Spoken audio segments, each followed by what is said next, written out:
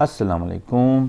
आज की जो वीडियो है इसमें हम ये समझेंगे कि स्टॉक मार्केट में ट्रेड या इन्वेस्ट करने का सही तरीका क्या है।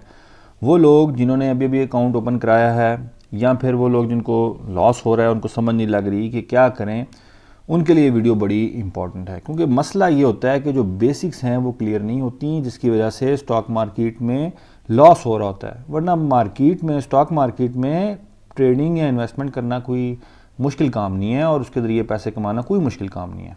ठीक है, तो अभी से आप वीडियो को लाइक कर दें और अगर चैनल को सब्सक्राइब नहीं किया हुआ तो चैनल को लाजमी सब्सक्राइब कर दें। देखें, सबसे पहले अगर हम ट्रेडिंग की तरफ जाएं, ठीक है, ट्रेडिंग होती क्या है? ट्रेडिंग क्या है कि आप आम लफ्ज़ों में अगर बात की जाए कि शॉर्ट टर्म में स्टॉक को बाय करके सेल कर देना।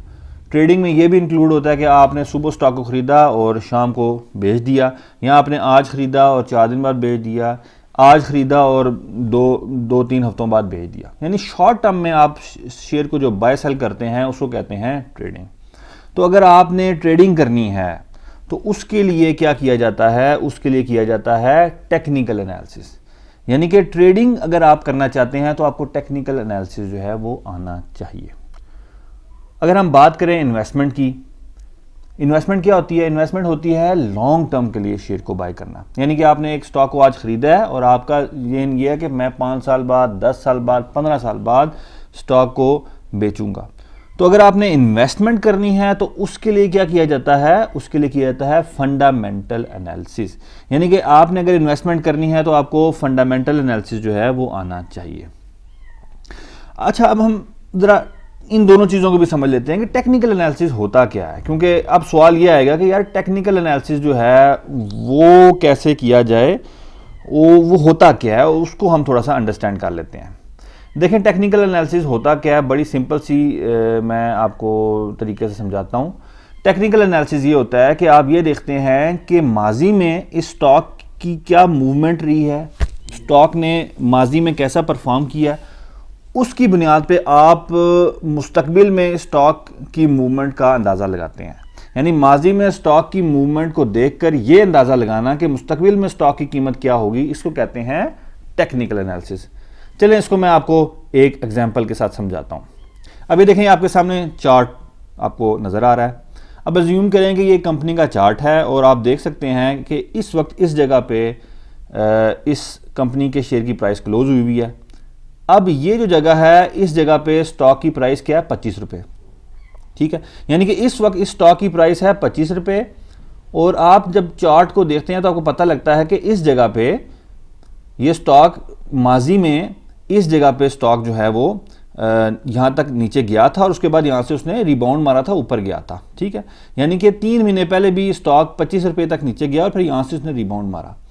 तो अब आप देख रहे हैं कि दोबारा ये स्टॉक 25 रुपये पे आया हुआ है। तो माजी में भी ये स्टॉक इस जगह पे आया था और यहाँ से इसने रिबाउंड मार के ऊपर चला गया था 35 रुपये तक। तो आप क्या करेंगे? आप इस जगह पे स्टॉक को बाय कर लेंगे और होल्ड रखेंगे कि जिस तरह इसने पहले 3 महीने पहले यहाँ तक गया था और यहाँ जाने के बाद इसने रिबाउंड मारा था और ऊपर गया था, तो आपको भी एक्सपेक्टेशन होगी कि दोबारा यहाँ से ऊपर जाएगा और आपको प्रॉफिट हो जाएगा। तो इसको कहते हैं टेक्निकल एनालिसिस। इस एग्जांपल के साथ उम्मीद है आपको टेक्निकल एनालिसिस की समझ लग गई होगी। ऑब्वियसली इसकी डिटेल्स की हैं, ट्रेंड, सपोर्ट, रेजिस्टेंस, आरएसआई, इसकी जो कंटिन्यूएशन फॉर्मेशन होती हैं वो तो ऑब्वियसली डिटेल है, लेकिन टेक्निकल एनालिसिस है क्या, वो आपको उम्मीद है आपको समझ लग गई होगी।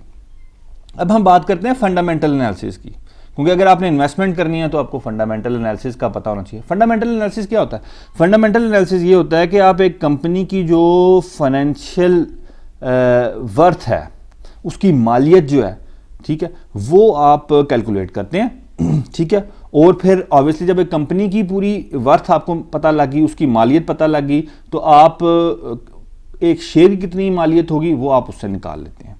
ठीक है, ऑब्वियसली जो फाइनेंशियल एनालिसिस किया जाता है, जिससे कंपनी की वर्थ निकाली जाती है, वो 3 तरह के होते हैं। फ्री कैश फ्लो मेथड है, डिविडेंड वैल्यूएशन मेथड है और फिर एक प्राइस अर्निंग रेशो का मेथड है। इन 3 तरीकों से नॉर्मली जो है आप एक कंपनी की जो